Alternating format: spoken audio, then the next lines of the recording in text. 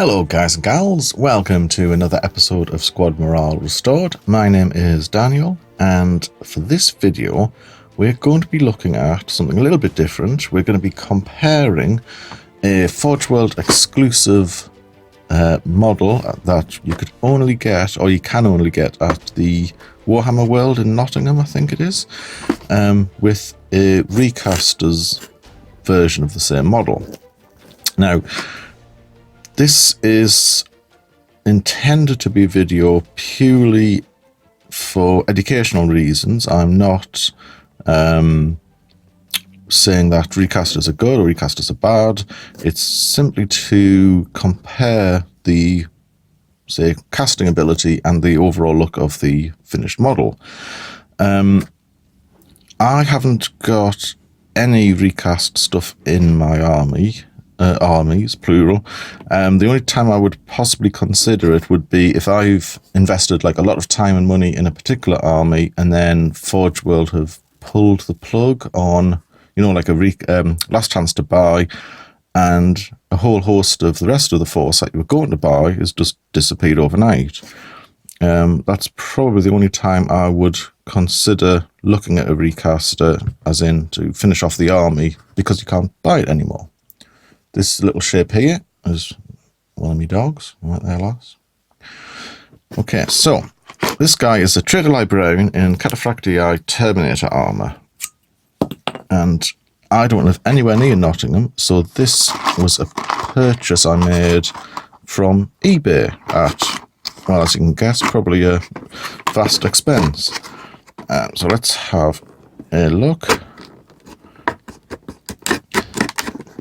I've also invested in this light up here, so hopefully,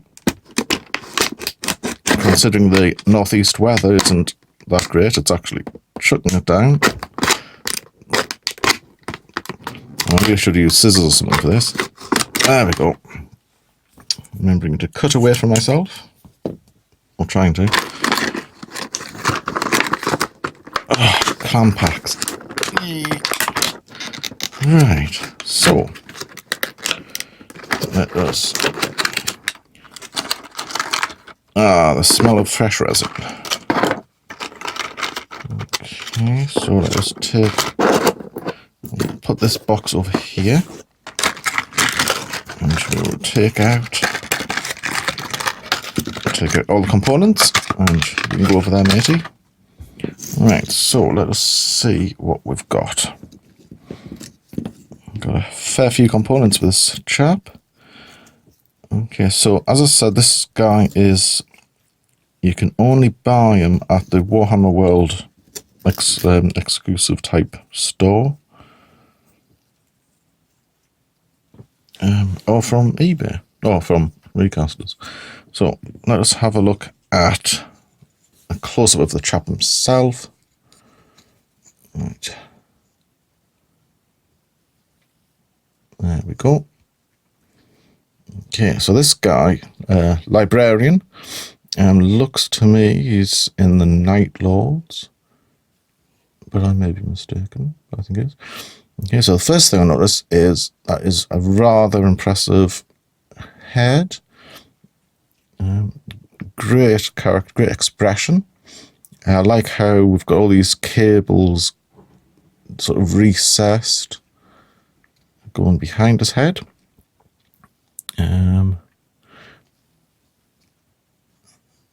Actually, this is a really nice sculpt. So we've got multiple skulls. This is Warhammer after all. Some very delicate cabling, I'm going to say, going into the eye sockets of the skulls. And coming out of the mouth of that one. Turning around. Okay, so far so good. The particular cast, the eye sockets are really well preserved. I like these little studs, these little diamond style studs coming out of the chest plate. Okay, moving further along, we've got some little tiny skulls in that corner, and I'm hoping you can hold on, try and get this in focus.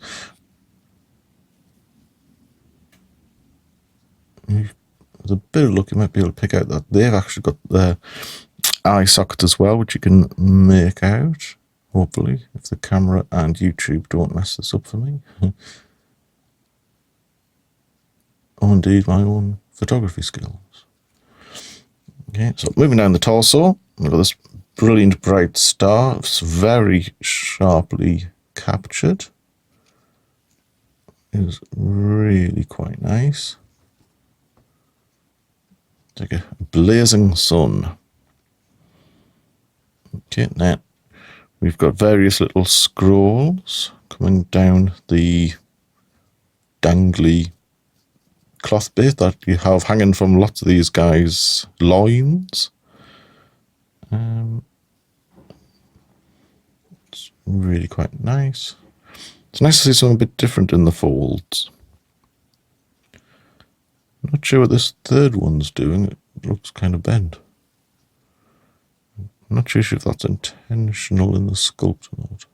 Probably is, I would have thought so, yes. Okay, and then we've got on the greaves, on the shin pad armour. Let's see if we can get our close-up any better. We've got sort of a skull with horns coming out of it. And behind, we've got a nice bit of depth there. And also the first sign of the mould lines. Okay, but it's not a mould slip. That's just a standard join where the mould, the two parts of the silicone mould goes together. Well, I think it's silicone. But that's an out of out. That's easy to clean up. And then further down, we've got this nice little bit of, is it filigree? This edge part to the greaves, tracks around.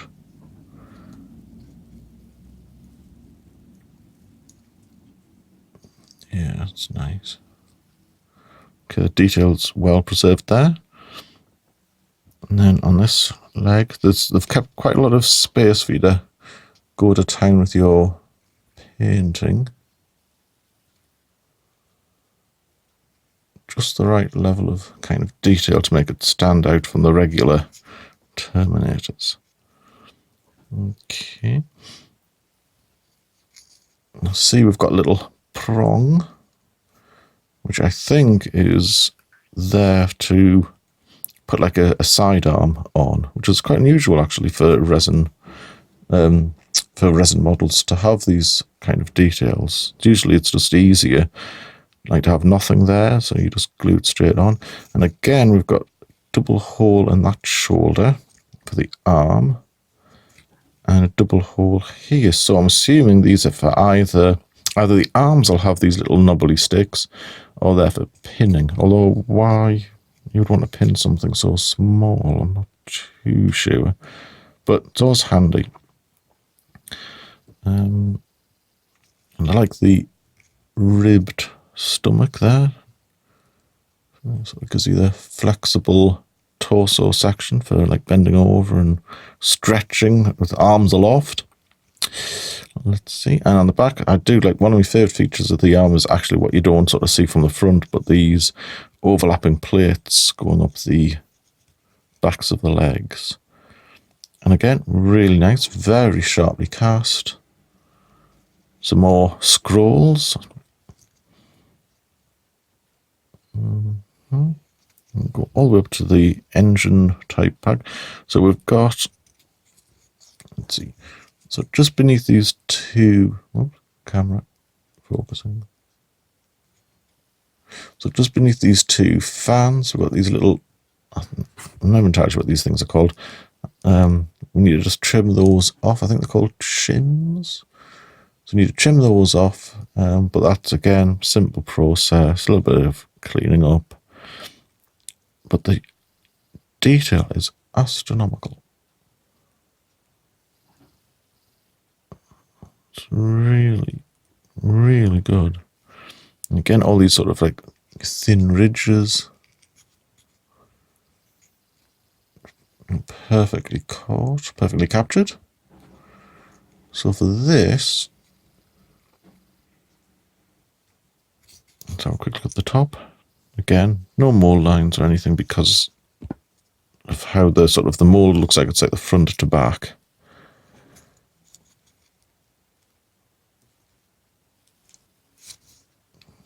There we go. Yeah, really good looking model. So we'll put him over there and we will have a look at some of the other parts. So let's have a look at the cloak. Now, I think I'm on record as saying cloaks are fairly easy to sculpt. I've had to go myself, but yeah. Okay, so cloaks are pretty much one of the first things you would do when you're trying to sculpt because they're that I was going to say that sort of easy. It's basically just like a flat bit of green stuff that you sort of fold and crease and tinker on with. Okay. What I like about this cloak is how it's been broken up at the edges. So it's like really old and tattered. My dog's licking the tablecloth. Good girl. Well, bad girl. Okay. It actually does look like I can sort of picture the original green stuff where it's just been bent and folded and then sort of worn away at to give it a bit of age. Okay, so it's fairly basic cloak. There's like no kind of pattern or texture to it per se. Just sort of like the weather worn kind of effect. There we go. So we've got maybe a little bit of a mold slip there, but that's just easily cleaned off. So very nice. Moving on to some of the smaller components, of which there are quite a few. We've got, let's see what we've got in no particular order. Okay, we have a book, possibly bearing the word, different chapter, Yon Lightning Claws. And that looks like a coil. Ah, right. I was going to say this looks like a coil of rope, but it's actually a coil of flame that leads up to the claws of this demon this guy is summoning. The book is awesome. Little individual pages sculpted in. I'm hoping you can see that. I was going to say that looks like an air bubble, but I think it's actually just a catch for the book. Chains, very nice. You can see the spine of the book's had a bit of work put into it. That's pretty much all you can see. So we've got a little hole there. So this is going to marry up with this guy's leg thingy bob. So it's going to pop in there. Not that. That one there. That one's going to stick in there. Okay, I'm not sure how secure that's going to be, but we will see. I think once it's glued, to be honest, it'll be absolutely fine. Okay. Another little... Alright, so we have some more flaminess. More tendrils of fire. And rather... we're actually a date in here. So we're 2016, so it's a fairly new model, actually. I thought it was older than this. Okay, and we've got a fairly impressive chopper. So... nice bit of, so it's the intentionally curved, I think it's intentional, looks intentional, curved power axe. Hands fairly good. Only thing that's slightly different is that, of course, all your fingers, if you actually clench your fingers, you notice that you've got like a curve. They're not all like, they're not all sort of regular. So that's a little thing that could change. Or a little improvement that could have made, but to be honest, it's not something you really think about too much. The axe looks really good, to be honest. The only worry I've got is separating it from there. So usual routine would be to snip it off close to the base of this, and then maybe I'll probably score the end with a knife just to try and make sure that it's not going to take off the blade with it when you eventually cut it. But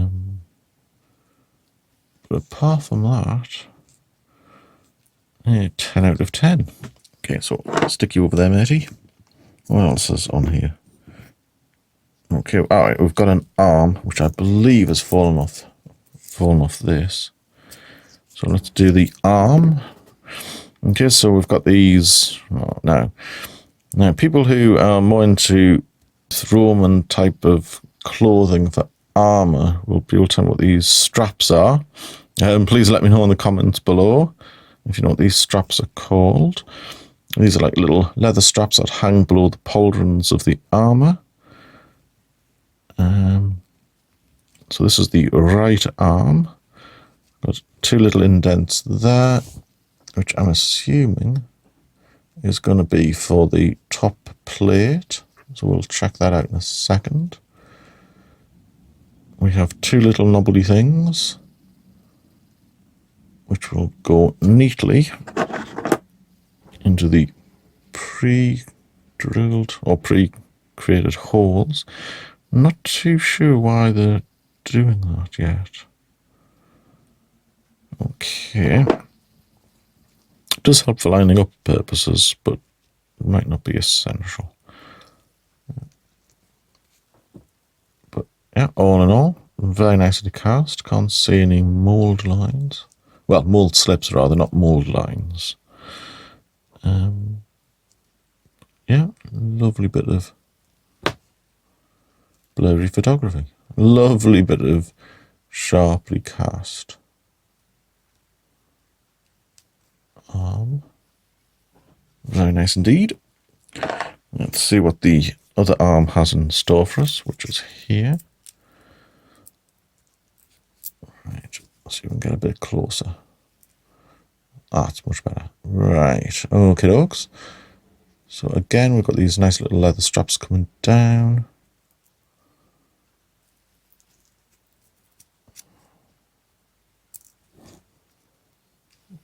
Nice, again with the 2 little knobbly things to help you line up your parts. And then, as I was suspecting, we've got these 2 plates that'll cover the top of these. So little indents there, knobbly bits in there. Knobbly. Okay. And how do these look? Okay, so at the edge there where the mould is, it's at the edge, hang on, there we go. At the edge there, the mould's gone a little bit hippy, a little bit haywire. So we'll see how tricky that is to clean up. It looks like it's going to be a bit of a green stuff job, just to fill in some of the lost detail. At least we've got that spike on the end. This side looks awesome. And we'll look at the other one, see if it's the same thing's happened at the base. And on this side, it's hunky-dory. Okay. So far so good. The last thing is the demon he's conjuring, which looks to me a lot like a bloodletter. And, right, okay. So these bits here are the horns of this sort of conjured bloodletter. Okay, dokes. So we have the hand of our aforementioned chap. Hang on. So that's not a power claw. They're power claw, lightning fist. Where is it? They're sort of just his spiky fingers. Because that will no doubt, yes. Oh, it's still a lightning claw, I suppose. It's going to fit like that. 1 finger. 4 fingers. Right, champion. Okay, and yes, and then we've got the other part, the claw, the thumb there.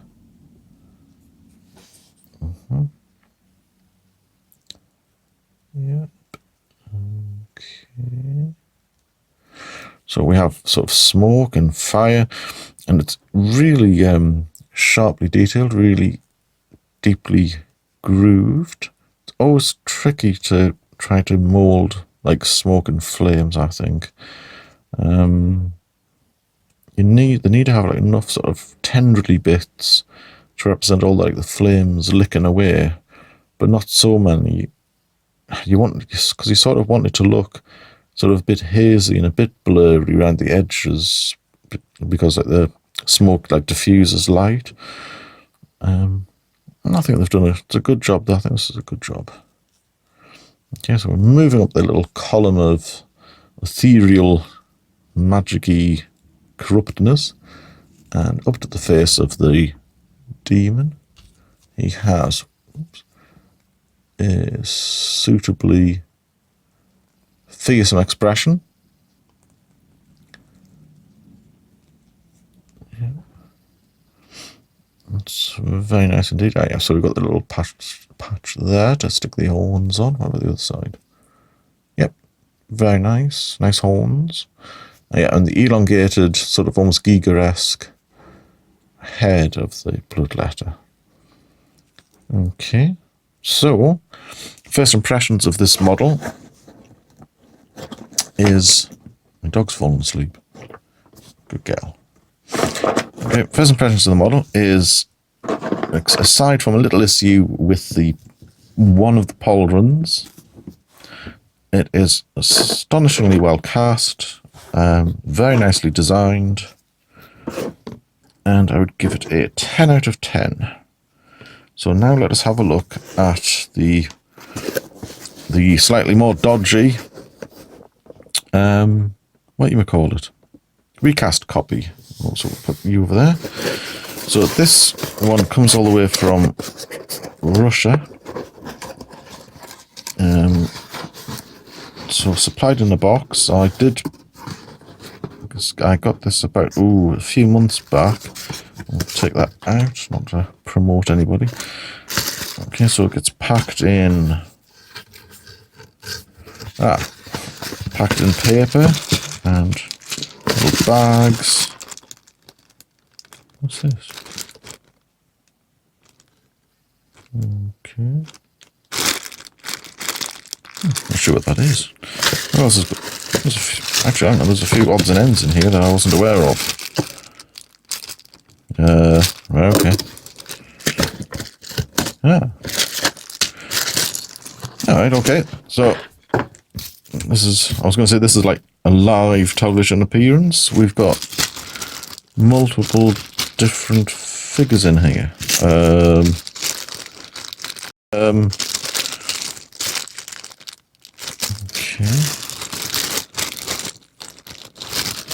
Blimey. Put them there. Is this the... Oh, interesting. Okay. Right. As I said, I picked this up a few months back. I didn't really... I thought it was just this guy in it. Okay, so we put them aside for another day, maybe. And see what we've got. So... Okay, so unlike the Fortune one, all these components, including the base, are separate. I wonder why that is. Okay, so we'll do it in the same order. We will go for the body of the fella. So let's check the detail filler bit. So we'll go for the face. And again, yep, you can make out all the detail there, even down to the little individual teeth, which is, I don't think I've actually ever seen teeth on a Terminator before. I didn't actually notice them on the... Where is he? Come here, matey. Ah, yes, he did. He does have them. The eagle-eyed viewers might have noticed the teeth before I did. But here he is, side by side. Okay. Actually, that might be a better way to do this. So we'll do is try and do it side by side as much as possible. Alright, trying to see if there's a... Trying to tell the difference. Crikey. This is the first time I've actually seen a recast model, and I'm not surprised. From first inspections, I'm not surprised Games Workshop's a bit worried. Actually, all miniatures companies are a bit worried about recasters. Okay. Crikey, there's hardly anything in it. Slight skew whiffness of the two little fins there, maybe, compared to the original. I've still got there's still been able to cast the two holes, which actually look sharper in the recaster than the original.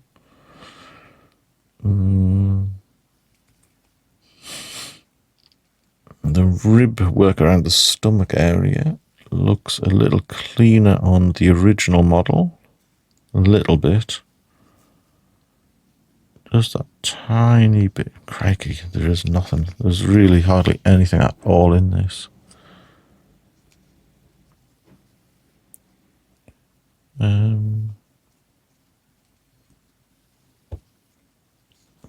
don't know what you guys are thinking so far.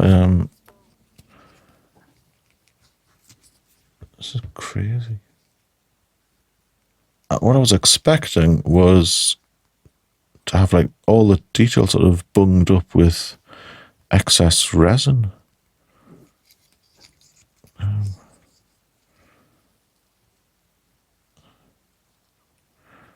Crikey. And even the resin itself, it feels pretty much like the same kind of stuff. The only slight difference I've noticed, it feels a little shinier. But I mean, that might even just be release agent, to be honest.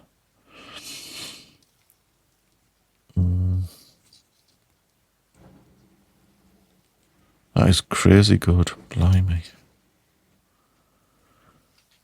If this is the first... If I was a Forge World chap and this turned up on my desk, yes, I would be worried. Okay, let's have a look at some of the other components. Right, so on the cloak, side by side.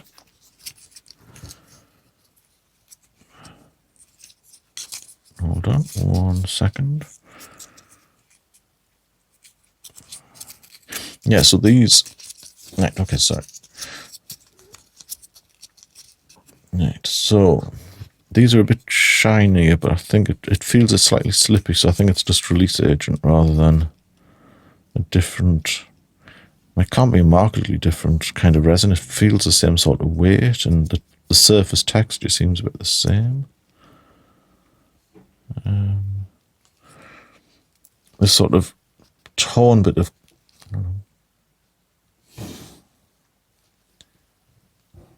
So this little bit torn bit of cloth there, where you can sort of see through to the other fold beneath, even that's, the detail for that's been captured really well. Frankie. Okay, so now where it's been attached originally, let's compare that to how this has arrived. Okay. Crikey. Okay, oops. I'll put you there. Let's have a look at this. The fiery demon.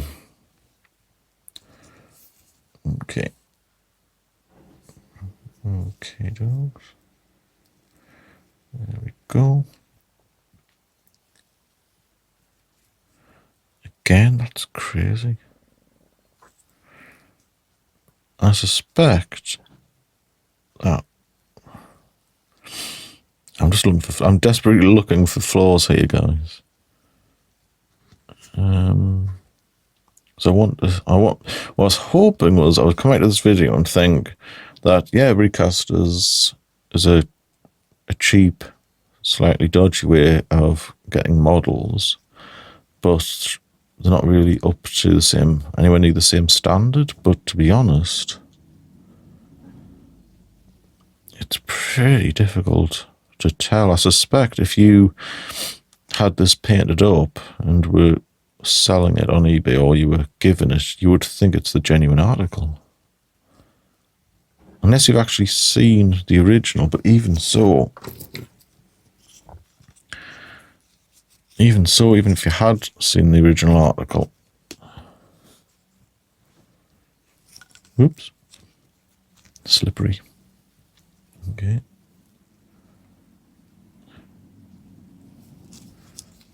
Blimey.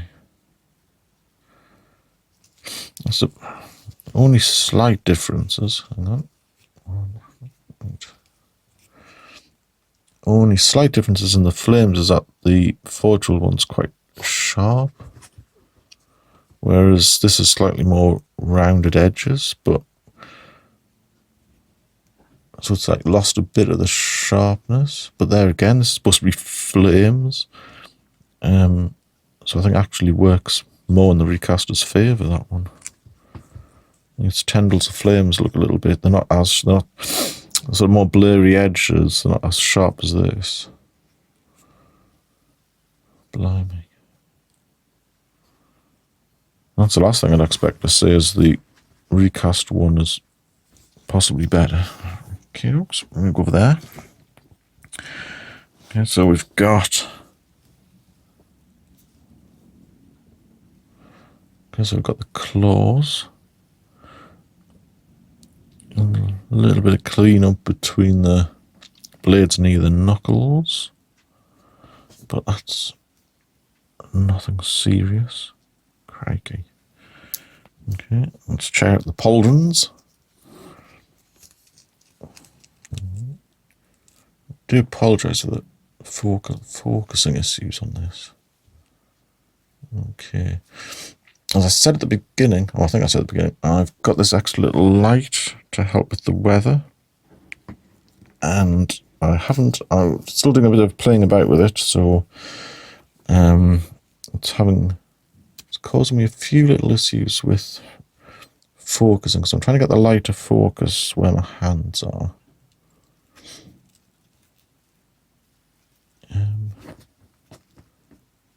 Okay, pauldron's absolutely fine, as I'm starting to realise that this is not going anywhere near as well as I was... Oh, well, not as well, but anywhere near as what I was expecting.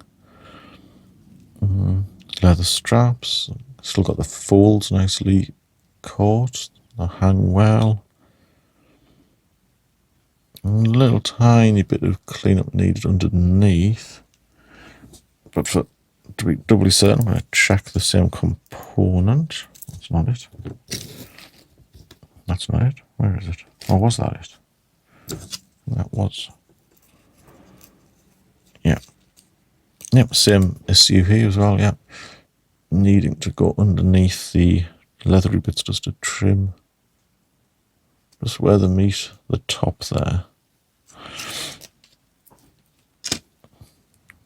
Blimey. The all little knobbly bits are preserved as well. All stand out. There's no detail lost there. Okay, let's have a look at the axe. Okay, so this isn't... so this guy, I'm assuming it's a guy, has straightened the axe. Hold on, let's see if I can compare like with like. Okay, so he must think that this wasn't supposed to be curvy, so he's straightened it up.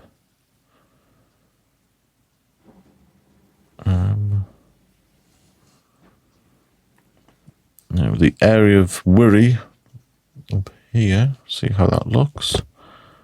Yeah, absolutely perfect.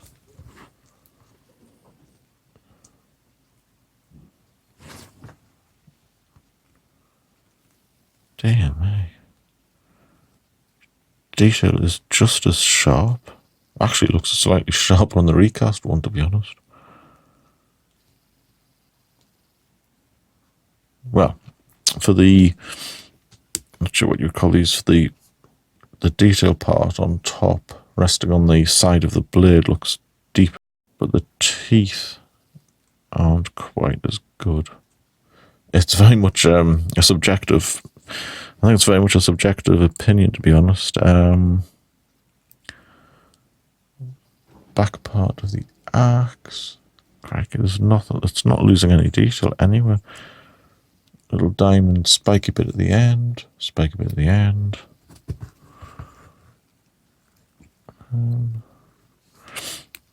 Even seems to be exactly, or pretty much exactly the same size.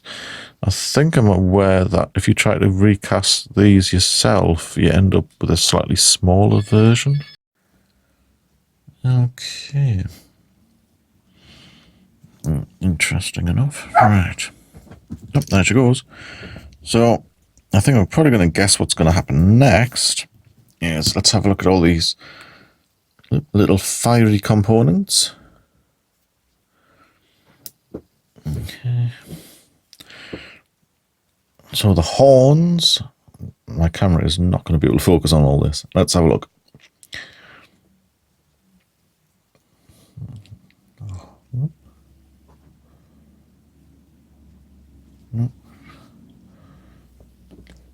Okay. Horns. One horn. A fiery hand, a gnarled hand. Crikey, mate. Detail is absolutely awesome.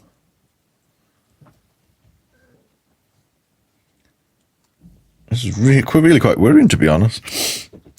For like genuine, for sort of genuine miniatures sellers. Oh, there goes again. And that leaves us with the book now with its chain work and stuff. Let's see if this comes off badly. Okay, so can we see the pages? Yeah, the individual pages are all present and correct. Alright, now the chains. Let's compare the chains. Okay. So there is nothing really in it. There's absolutely nothing in it. It looks, the only slight difference is because one's the recast one is sort of got mold release agent on it.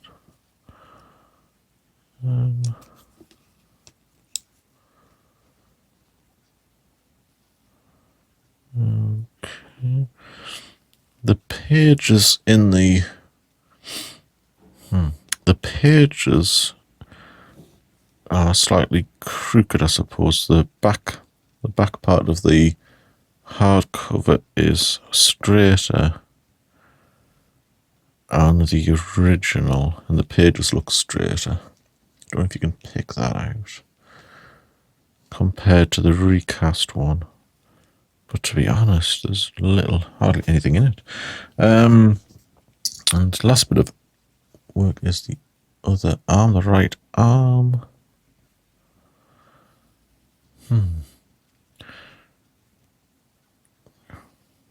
They've even managed to, crikey, they've even managed to cast the little prong parts that come out.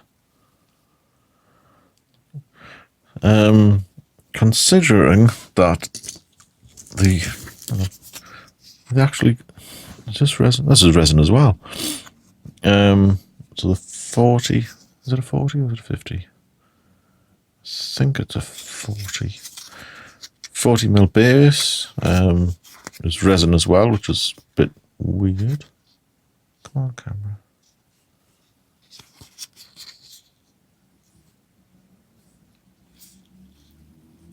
Which is kind of weird. Seems okay.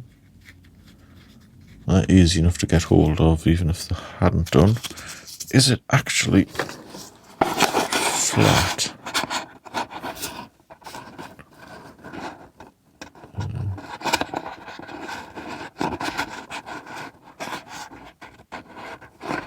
Yeah, it's not even warped.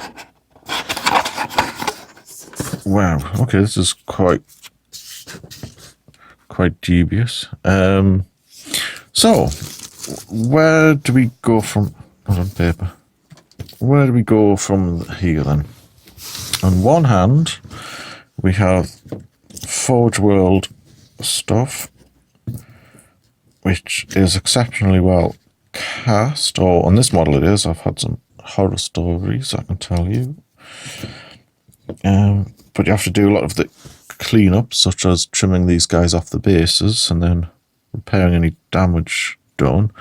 Whereas the components that are sent like this, all that work's already been done for you. Should Forge World start sending stuff which has been cut off the gates, maybe?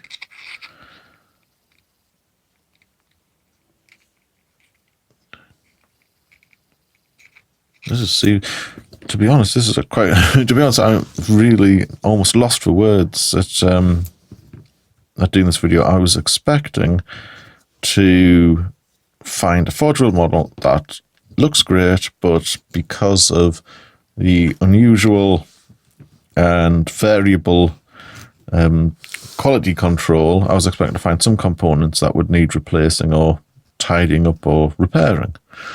And then the plan was I'd open up this one and look at this and it'd be like, oh, this is absolutely hideous. None of the details being captured or anything like that. But what's actually happened is totally opposite to what I suspected, or expected rather. There's so little to choose in terms of detail. There's so little difference. Let's bring this one back up again.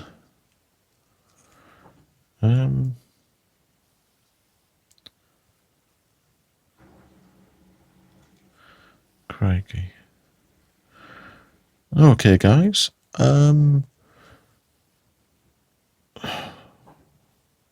So, far from being a cautionary tale into why not to go recasting or to buy from recasters, it's turned into there's precious little difference in it. I mean, this is, I'm assuming, here you go, assuming again, different recasters produce different quality products.